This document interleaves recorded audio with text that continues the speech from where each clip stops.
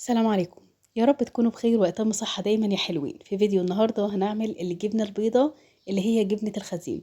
بما ان خلاص ايام كده على شهر رمضان، فالجبنة دي هتبقى حلوة قوي معانا لسحور رمضان. وكمان من غير رمضان فهي هتقعد معانا من السنة للسنة.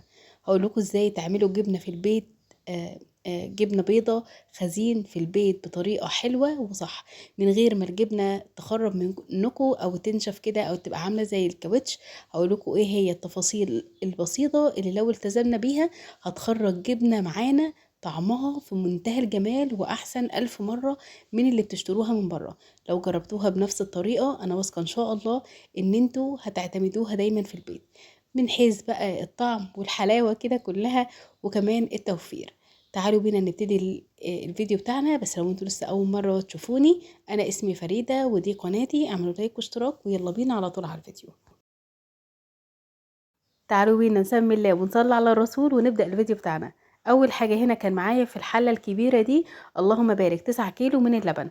لكن هقول لكم المقادير واحنا شغالين كأني شغالة بكيلو واحد من اللبن، عشان اللي يحب يجرب يجرب في كيلو واحد بشكل مبدئي الاول. وهكتب لكم برضو في صندوق الوصف مقادير الكيلو من اللبن والتلاتة كيلو من اللبن والتسعة كيلو من اللبن. تمام كده يا حلوين. طيب اول حاجة انا جبت اللبن بتاعي، ينفع سواء بلبن جاموسي او لبن بقري، ده او ده مفيش مشكله. بس طبعا كل ما اللبن بتاعنا كان دسم كل ما اداني قطعه جبنه تكون دسمه كده وطعمها حلو وبتتفرد معايا بسهوله، ما بتبقاش عامله زي المخرزه. خلاص. فاحسن حاجه في الجبن اللي هي بتكون معموله باللبن الجاموسي. خلاص يا جماعه. طيب ينفع الجبنه اعملها بلبن انا مفرزاه في الفريزر، او لبن لسه جاي من عند اللبان بتاع اللي احنا بنجيب منه اللبن يعني. تمام كده. طيب اللبن سواء مفرز او جاي من عند اللبان على طول، يعني لسه محلوب على طول، مهم بس ان انا احطه كده على البوتاجاز لحد لما ياخد سخونية خفيفة خالص. يعني انا عاوزاه يكون دافي دمع العين كده، زي دمع العين. طيب ازاي نعرف الكلام ده؟ انا طبعا ما عنديش ترمومتر ولا اي حاجة، بس انتوا بتحطوا صابع ايديكوا كده في اللبن مدة 10 دقايق. لو انتوا مستحملين السخونية هيبقى كده تمام، هنطفي النار. خلاص. لو سخن عن كده هنسيبه لحد لما يهدى ونيجي نحط صابعنا نلاقيه خلاص احنا مستحملينه مدة 10 دقايق، يبقى كده تمام وهنشتغل على طول. خلاص. زي ما قلت لكم ان انا هقول لكم مقادير الكيلو الواحد من اللبن. طيب كيلو الواحد من اللبن انا بحط له معلقتين كبار من الملح. ما تقلقوش خالص، الجبنه مش هتطلع مالحه على فكره، احنا لسه هنحط كمان ملح في الخطوات الجايه. وعاوزه اقول لكم هي مش هتطلع مالحه، وكمان هيبقى ملحها اخف بكتير قوي من اللي بنشتريه من بره. كمان عاوزه اقول لكم اظبطوا كميه الملح وما تخافوش، لان الملح هو اللي بيحافظ على الجبنه بتاعتي. زي ما انتم شايفين انا كان معايا حله تانية فيها لبن وبرده كنت بعمل. خلاص كده. خلونا بس نمشي بنفس الترتيب كده واحده واحده. خلاص. يبقى انا اول حاجه عملتها ان انا دفيت اللبن، ايدي مستحملاه صبعي مستحمله مده 10 دقايق دافي يا جماعه. وبعد كده بحط لكل كيلو من اللبن معلقتين كبار من الملح، وبدوبه كويس قوي لحد لما اتاكد ان الملح بتاعي داب كويس جوه اللبن. بعد كده هحط معايا الاجزة، وفي بعض الاماكن بيسموها المنفعة السائلة، تمام، او في اماكن تانية بتسميها خميرة الجبنة. ده او ده شوفوا عندكم في المكان اللي انتوا فيه بتسموها بايه. هتروحوا مثلا للعطار ومش عارفين اسمها، قولوا له احنا عاوزين اجزة منفعة سائلة او خميرة الجبنة. تمام. زي ما اتفقت ان انا هقول لكم على مقادير الكيلو الواحد من الحليب. الكيلو الواحد انا بحط له معلقة صغيرة مش مليانة، اللي هي معلقة الشاي العادية، من الاجزة دي او المنفعة السائلة او خميرة الجبنة على حسب ما انتوا بتجيبوها. خلاص. او على حسب اسمها عندكم ايه. هي بتكون سايلة كده زي المية زي ما انتوا شفتوا كده بالظبط. خلاص. فانا الكيلو الواحد من اللبن بحط له معلقة شاي صغيرة. خلاص. ما تحطوش اجزة كتير، لان الاجزة الكتير بتخلي الجبنة تخرم معانا بعد ما بنقطعها، ولما بتخرم ما بتكونش حلوة، بتكون طعمها مش حلو، وبتكون ممكن تعمل معايا ريحة لو قعدت الجبنة كتير مثلا بره التلاجة تعمل معايا ريحة مش حلو. فما تكتروش في الأجزة يا جماعة، على قد ما تقدروا قللوا. خلاص. طيب لو هنعمل 3 كيلو من الحليب هنحط معلقة كبيرة من الأجزة، وبرده يعني معلقة واحدة، ما تزودوش نقطة عنها. خلاص. يبقى كيلو واحد من اللبن هنحط معلقة صغيرة من الأجزة، وهقلب كويس قوي لحد لما احس ان كل حاجة كده دابت، واقلبه كويس عشان الاجزة تتوزع في اللبن بشكل صح. خلاص. وبعد كده هغطي عليها بقى. طبعا انا كل ده مطفيه النار، انا كل اللي بعمله ان انا بدفي النار وبعد كده بقوم مطفيه عليه، وبعد كده بدوب الملح، وبعد ما بدوب الملح بنزل عندي بالاجزة. خلاص، او الملفحة السايلة، وبقلب كويس قوي وبغطي عليه. بغطي عليه مدة قد ايه يا فريدة؟ مدة ساعة واحدة، لحد لما اللبن بتاعنا هتلاقوه ربط كده في بعضه، وهوريكم شكله. مدة ساعة واحدة، ما تكتروش عن كده. شايفين؟ هنا بقى معايا 3 قرون من الشطة، خضرة وحمرة، لان انا كنت حابة اعمل جزء من الجبنة اعمله كده بالشطة، يعني اعمل فيه كده قطع فلفل. عارفين الجبنة اللي هي الخشالة اللي بتكون بالفلفل؟ انا حبيت ان انا اعمل جزء كده يكون مقطعة فيه الفلفل ده. خلاص، اللي هي الشطة الحارة. لو ما بتحبوش الشطة الحارة خلوها كلها سادة. انا هعمل جزء سادة وهعمل جزء فيه شطة، للي بيحب كده وللي بيحب كده. خلاص. هقطعها الاول، بشيل كده القرون بتاعتها وبشيل البذر منها. وطبعا هو كان حر جدا. ماشي. بس ما تقلقوش، هو مش بيحرر الجبنه بتاعتي، هو بيديها نكهه حلوه قوي. مش بحررها قوي يعني، خلاص، سنه حراره كده خفيفه ونكهه رهيبه. تمام. وببدا ان انا اقطعهم بقى مربعات صغيره خالص يا جماعه. وبعد مرور ساعة زي ما انا قلت لكم بالظبط، بفتح عليها الغطا كده وبتلاقيها ربطت زي ما انتم شايفين كده بالظبط. تمام. وبرضو بتلاحظوا ان هي عملت ميه كده على الوش، ده بنقول عليه شرش. خلاص. وبعد كده بجيب السكينة وبديلها بس ايه التقطيعات دي، هوريكم الاول الخطوط عاملة ازاي. وكمان ده دليل ان هي ربطت معايا في ساعة واحدة مش اكتر من كده. شوفوا بقى معايا كده لما بطلعها طالعة معايا مظبوطة ازاي. شايفين شكلها عامل ازاي؟ طبعا كده لسه الجبنه ما خلصتش كده، لسه احنا هنحطها لسه في الشاشه. خلاص، بس انا بس بوريكم الاول الجبنه شكلها عامل ازاي. بعد كده بقى بجيب صينيه زي ما انتوا شفتوا، وحطيت عليها المصفى، او ممكن تحطوا طبق بلاستيك كبير. خلاص. المصفى حاولوا ان انتوا لو عندكم مصفى مربعه مخرمه من كل الجوانب ومن الارضيه كمان، يبقى كده زي الفل. سواء مربعه مستطيله مدوره، مفيش مشكله خالص. على فكره انا ساعات بعملها في مدوره وبظبط الاحرف بتاعتها، مفيش مشكله كده او كده، مش هيقول لا. خلاص. وبحط فيها اي شاشة عندنا تكون لونها فاتح، بيضة، بامبا. انا اللي انا عاملاها دي على فكرة كانت طرحة، مش بلبسها خالص، وكانت لونها بامبا فاستعملتها. فاي شاشة عندكم تكون نظيفة مخصصة للجبنة، وتكون لونها فاتح، تكون بيضة. خلاص. الشاشة دي انا عاوزاها فاتحة عشان تصفي لي اللبن، او تصفي لي الجبنة كويس اوي، تطلع لي منه الشرشة. خلاص. ما ينفعش احطها بالمصفى على طول يا جماعة. تمام كده يا حلوين. طيب، وبنزل على طول بكمية الجبنة بتاعتي زي ما انتوا شايفين كده بالظبط. بنزل بالكمية بتاعتي كلها، ما تقلقوش، هي لسه هتنزل شرشة كتير قوي وحجمها هيكش شوية. بالمعلقة بقى او بستاتولا بفضل ان انا بس اقلب فيها كده عشان اظبطها في ال الشاشة بتاعتنا، وما تكونش فيه فراغات. تمام. وكمان بساعد شوية بس ان الشرشة تنزل، هي كده كده الشرشة هتنزل ما تقلقوش، بس انا بس بظبطها كده. خلاص. مش عايزة جزء يكون فاضي او فيه فراغات عشان ما تفرغش معايا. خلاص يا حلوين. وبقلبها كده زي ما انتوا شايفين، كأن بس بساعد ان الشرشة تنزل، عشان ابدا ان انا احط عليها القماشه عشان تاخد الشكل المظبوط وتصفي كل شرشتها عشان تكون معانا جبنه. ده هنا كان الجزء الاولاني اللي هو اللي انا هعمله ساده. خلاص كده بمسك كده القماشه وبلمها على بعضها كده، بكورها، وببدا ان انا بس اضغط عليها ضغطه خفيفه عشان هتنزل لي الاول كده شويه شرشه كويسين. شايفين؟ انا هنا بجيب طبق بس ايه عشان احط فيه الشرشه كده اللي هتنزل معايا في الاول. الشرشه اللي هتنزل معايا في الاول دي هتكون الشرشه اللي انا هغليها، اللي انا هحفظ فيها الجبنه بتاعتي. خلاص يا جماعه. وببدأ ان انا بس كل شوية كده لو في حتة جبنة لزقت معايا في الشاشة ببدأ ان انا اضغط كده على الجبنة تاني واضغط عليها وهي بتقوم ماسكة تاني في الجبنة.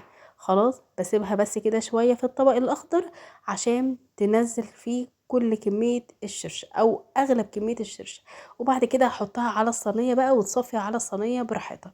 خلاص. المهم ان انا كل شوية بقلبها كده زي ما انتوا شايفين، لان هي كل شوية كل ما بتقلبوها بتنزل منكم مية، بس احنا بنقلبها بس في الاول، مش كل شوية هقعد افتح عليها واقلبها عشان تاخد الشكل المظبوط وتتماسك، لان لو فضلت كل شوية اقلب فيها فمش هتتماسك كده بشكل كويس. هتلاحظوا شوية كده ان حجمها نزل شوية او قل شوية. تمام. ده كان الحلة اللي في الصغيرة اللي كان فيها شوية لبن صغيرين تقريبا 3 كيلو من اللبن. خلاص دول اللي انا هعملهم بالفلفل يا جماعة.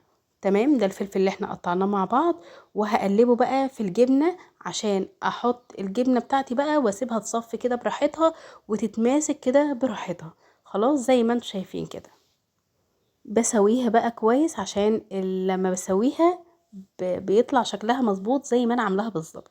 خلاص. وبعد كده ببدأ ان انا اغطي عليها، ولما تيجوا تحطوا الشاشة حطوا الشاشة كده اللي هي اول جزء يعني لازق في الجبنة على طول، حطوا كده يبقى محطوط بشكل مظبوط عشان ما يديش اي علامة للجبنة من فوق عشان الشكل العام. خلاص. وبعد كده بقى هشيلها واحطها على طول على الصينية. ودي كده احنا هنا عملنا اول كمية صغيرة من الحليب. تعالوا بينا بقى نعمل الكمية الكبيرة اللي هتكون سادة. اللي انا هحطها دي هتعمل لي هعمل فيها كده تقريبا 6 كيلو بالظبط من اللبن. خلاص جبت المصفى وبرده تكون مفرغة اخرامها من الجوانب ومن تحت الارضية، اهم حاجة يا جماعة ما ينفعش تكون مخرمة من الجناب والارضية مش مخرمة. خلاص. وبنزل على طول بكل كمية الجبنة بتاعتي، وزي ما عملت في كمية الجبنة الاولانية انا بعمل برضو في التانية، بقلبها كده بالمعلقة او بالاستاتيولا او باي حاجة متاحة عشان بس اساعد ان كمية الشرشة تنزل شوية عشان ابدا ان انا الف الجبنه بتاعتي يعني اغطيها. تمام. وبمسكها بس كده الاول وبضغط عليها ضغطه، الضغطه دي بتنزل لي شويه شرشه محترمين. خلاص. وبعد كده بقلبها كده تقليبه بحس ان خلاص الشرشه بدات تهدى ونزلت شرشه كتير كده. الكلام ده كله في اول 5 دقايق لما بحطها في الشاشه، عشان ما تفكروش ان انا كل شويه بفتح عليها واقلب، لا، هو اول 5 دقايق بس اللي انا بقعد اقلب فيها كده واضغط عليها عشان تنزل شويه شرشه اللي هما في الاول. خلاص. اللي هي الشرشه اللي بتكون في الاول دي هي اللي انا بحفظ فيها الجبنه بعد كده، لان دي بتكون شرشه كتير. خلاص كده يا حلوين. ودي التقريبه بقى لما بلاحظ ان خلاص قلت كده فببدا ان انا اظبط الجوانب بتاعتها وبظبط شكلها وببدا ان انا اغطيها.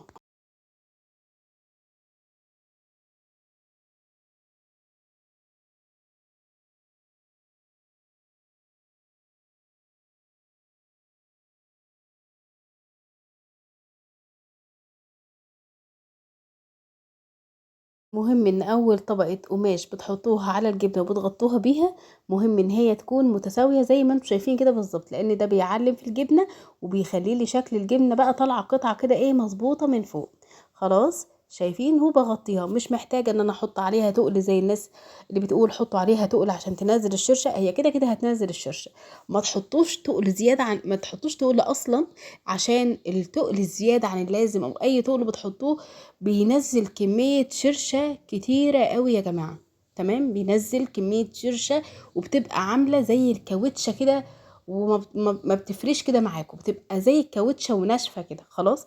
اللي بالفلفل دي فتحت عليها على طول تاني وادت لها تقليبه، لان فيها طبعا كميه فلفل فمحتاجه ان انا اقلبها كل شويه. خلاص. انا قلبتها مره واحده بس بعد مرور ربع ساعه وبعد كده ما عدتش قلبتها تاني. اما لو هتعملوها ساده فالتقليبه وتغطوها وما عدتوش تفتحوا عليها، بظبط وشها كده وببدا ان انا خلاص كده بسيبها بقى قد ايه، بسيبها من 3 ل4 ساعات، سواء اللي فيها فلفل او ما فيش فيها فلفل. خلاص. وبسيبها مدة من 3 ل4 ساعات يا جماعة. شايفين ضغطت عليها بس ضغطتين كده خفيفة بساعد بس ان تنزل كمية شرشة. خلاص. وما عدتش بضغط تاني. وبعد مرور 3 ساعات ونص ده هنا كان شكل الجبنة. طبعا لسه ما هيش واخدة المعالم، لسه هقطعها معاكم وهتشوفوا شكلها قد ايه حلو قوي ومظبوط. هجيب بس كده طبق واقلبها قدامكم. بما ان الجبنه دي هعينها يا جماعه وهتكون معايا ان شاء الله من السنه للسنه، فانا بشيل كده الطروف بتاعتها. الطروف دي احنا على فكره بنبتدي بيها، احنا اصلا كنا بناكل منها كده، وولادي كانوا عمالين يدوقوا منها وانا طول ما انا بصور. شايفين ما شاء الله متماسكه وزي الفل. خلاص. طبعا برضو الطروف دي هناكل منها وهعين منها برضو شويه. تمام. طيب. انا مش هتكلم معاكم الوقت في الميزان خالص، انا هقول لكم كمان وزنها بعد الشرشة. خلونا بس كده نشيل الجوانب بتاعتها، وفي الاخر خالص اقول لكم على الميزان وكمان تشوفوه بعينيكم.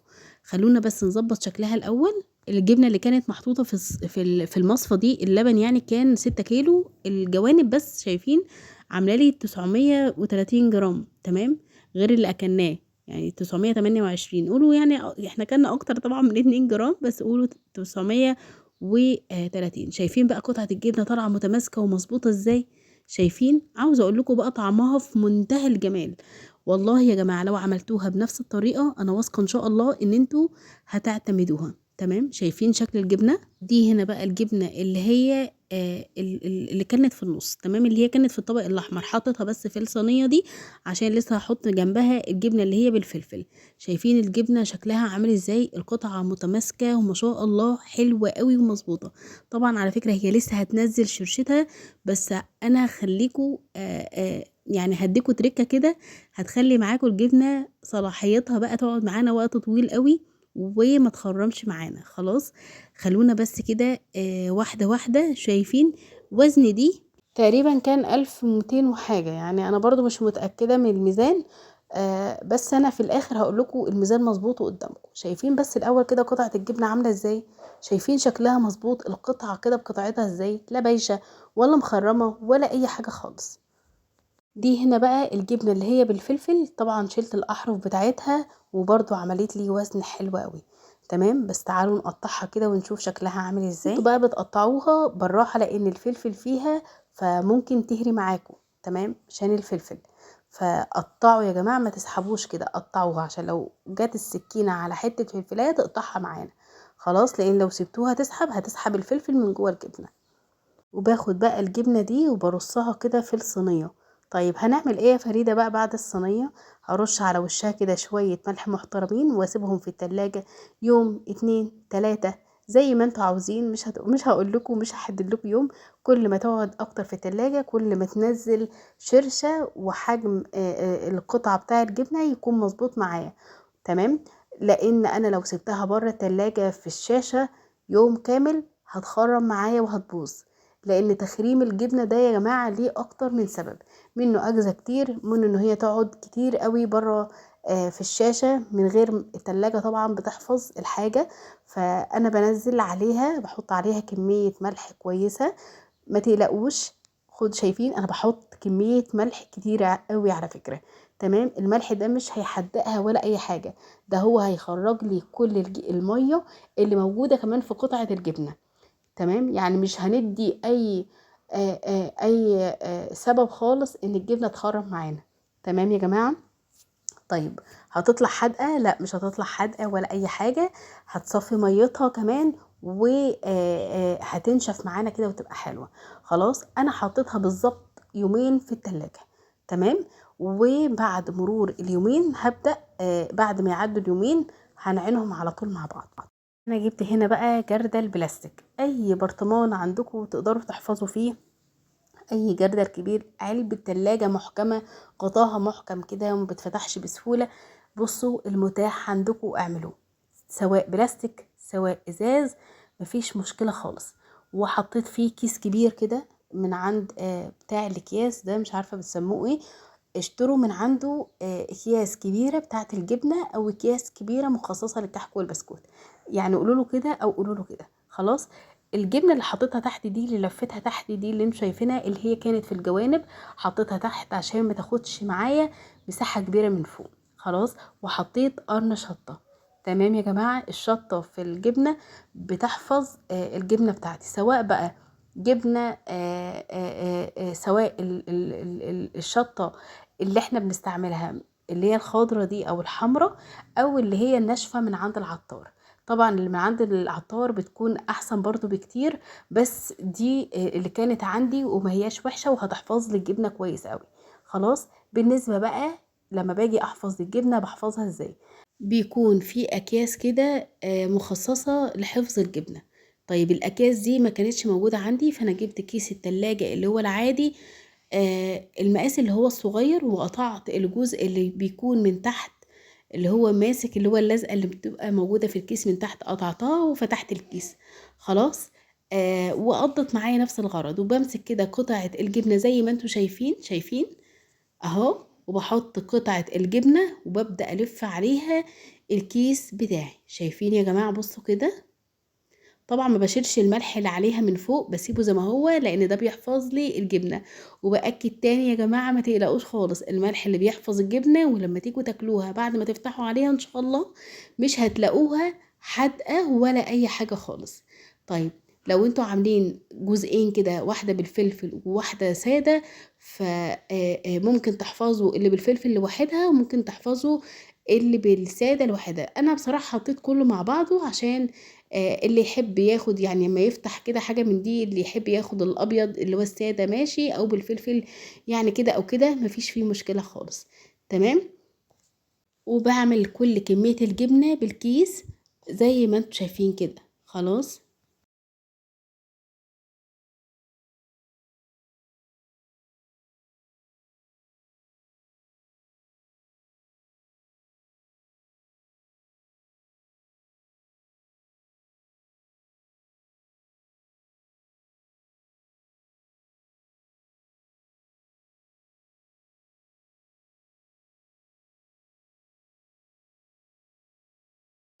هنا خلاص بقى خلصت كل الكمية، عملت معايا 300 و280 جرام يا جماعة. طبعا ده غير الجوانب بتاعة الجبنة اللي هي بالفلفل. جوانب الفلفل كانت عاملة معايا 400 جرام بالظبط. تمام. يعني كمية الجبنة اللي كانت معايا اكتر من 3600 جرام. خلاص. كمية اللبن كلها كانت 9 كيلو. احسبوا بقى كمية الجبنة دي، لو انتوا بتشتروها بكام، واحسبوا عندكم كيلو اللبن بكام، فشوفوا انتوا قد ايه هتوفروا. يعني ما شاء الله بتوفروا مبلغ كويس قوي، خصوصا لو انتوا بتعملوا كمية جبنة كبيرة، فبتوفروا كتير. طيب، عشان نحفظ الجبنة بقى بحط كمان ملح على الوش. خلاص. حطوا تاني لكل كيلو من الجبنة معلقة كبيرة من الجبنة، من الملح قصدي. تمام. ما تقلقوش، الملح مش هيزود معايا حدق الجبنه خالص، بالعكس يا جماعه هيحفظها. وزي ما قلت لكم في اول الفيديو، ان انتوا لما تيجوا تفتحوا الجبنه بتاعتكم مش هتلاقوها خالص مالحه، هتلاقوها اهدى بكتير في الملح من الجبنه اللي بتشتريها من بره. طيب، اللي بحطه ده بقى الشرشه اللي نزلت من الجبنه في الاول، انا حطيتها في الحله وغليتها. مهم قوي ان انتوا تغلوها بدون اضافه اي مواد يا جماعه. شايفين الجزء الابيض اللي على الوش ده؟ ده الدسم بتاع الجبنه. عاوزه اقول لكم ان انا صفيت كميه كبيره قوي، وطلع لي كميه دسم كبيره جدا. ممكن تاكلوها بقى بعيش، وممكن ان انتوا تحطوها مثلا في مش، لو عندكم مش. خلاص. وحطيت كمية شرشة كده محترمة. حطوا كمية شرشة كويسة، عشان دي اللي بتحفظ الجبنة. طيب، مست الكيس ايه اللي احنا غلفنا بيه قطعة الجبنة؟